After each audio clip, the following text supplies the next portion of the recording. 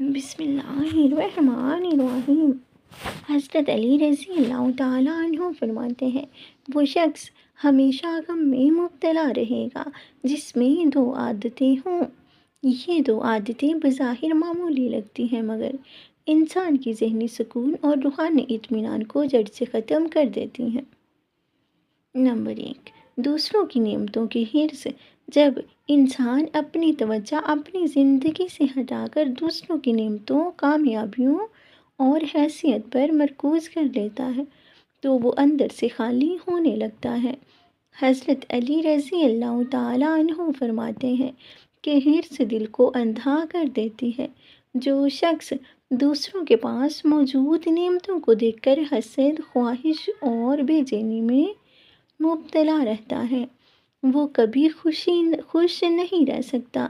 اسے ہمیشہ لگتا ہے کہ اس کے پاس کم ہے، وہ محروم ہے، دوسروں کو زیادہ ملا ہے۔ ایسا انسان نہ شکر گزار رہتا ہے نہ مطمئن، اور نتیجہ یہ کہ دل ہمیشہ غم سے بھرا رہتا ہے۔ حرص ایک ایسی آگ ہے جو انسان کی اپنی خوشیاں جلا دیتی ہے۔ انسان اپنی نعمتوں کو بھول کر لالچ کے پیچھے بھاگنے لگتا ہے اور یہی لالچ اسے بے سکون کر دیتا ہے۔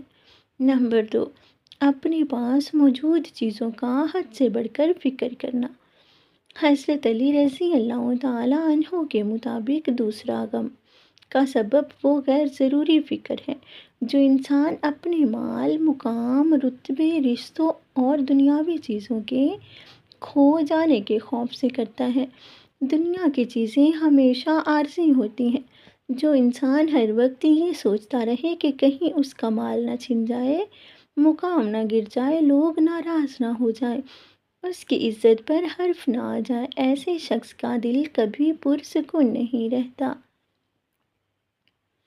زیادہ فکر انسان کو خوف کی گرفت میں لے لیتی ہے۔ وہ کھل کر نہ جیتا ہے، نہ زندگی کی خوبصورتی محسوس کرتا ہے۔ ہر لمحہ دل میں بے چینی، ذہن میں پریشانی اور فکر کی لہر دوڑتی رہتی ہے۔